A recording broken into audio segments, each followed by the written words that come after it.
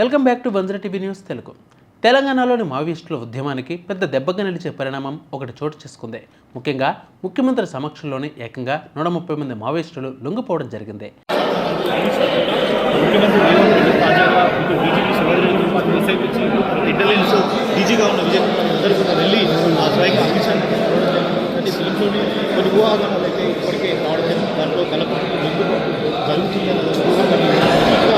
స్పష్టమైన వివరాలు అయితే ప్రస్తుతం ఈ మీడియా సమావేశంలో ఒక తాజా పరిస్థితులపైన కూడా ముఖ్యమంత్రి రేవంత్ రెడ్డి గారి పోలీసు ఉన్నత అధికారులు కూడా వివరాలు అయితే వెల్లడించే అవకాశం ఉంది. ప్రస్తుతం లొంగిపోతున్న మావోయిస్టులకు సంబంధించి కూడా ఆయుధాలు వారు తీసుకొచ్చి ఆయుధాలు స్వయంగా ముఖ్యమంత్రి రేవంత్ రెడ్డికి అప్పగించి వారి ఆయుధాలతో పాటు లొంగిపోతున్నట్టు ఆయుధాలు ఎలా ప్రభుత్వ పునరావాస విధానంపై నమ్మకం కలిగి ఆయుధాలను పోలీసులకు అప్పగిస్తూ ప్రధాన ప్రజా ప్రవాహంలోకి రావాలి అని నిర్ణయం తీసుకున్నట్లు అధికారులు తెలిపారు. ఈ సందర్భంగా లొంగిపోయిన మావోయిస్టులు తమ వద్ద ఉన్న తుపాకులను కూడా పోలీసులకు అప్పగించారు. లొంగిపోయిన వారిలో మావోయిస్టు సంస్థలో కీలక స్థానాల్లో ఉన్న నాయకులు కూడా ఉన్నట్టు సమాచారం.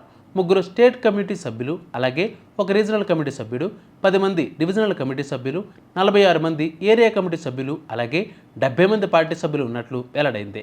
ఇక ఈ సంస్థలో కీలక బాధ్యతలు నిర్వహించిన ఈ స్థాయి నేతలు ఒకేసారి లొంగిపోవడం గమనార్హంగా మారింది. మరి దీని వెనక ఏదైనా ప్లాన్ ఉందా అని కూడా దర్యాప్తు కొనసాగిస్తూ ఉన్నారు పోలీసులు. లొంగిపోయిన మావోయిస్టులు తమ వద్ద ఉన్న మొత్తం 124 తుపాకులను కూడా పోలీసులకు అప్పగించడం జరిగింది. వీటిలో ఒక ఇన్సాస్ LMG రైఫిల్ ఉంది, అలాగే 31 AK-47 రైఫిల్స్ ఉన్నాయి, అలాగే 21 ఇన్సాస్ రైఫిళ్లు, 20 SLR రైఫిళ్లు, 18.303 రైఫిళ్లు, అలాగే మరొక 33 ఇతర రకాల ఆయుధాలు ఉన్నట్లు అధికారులు తెలిపారు. ఈ భారీ స్థాయిలో ఆయుధాలు స్వాధీనం చేసుకోవడం కూడా భద్రతా విభాగాల ముఖ్యమైన అంశంగా మారింది.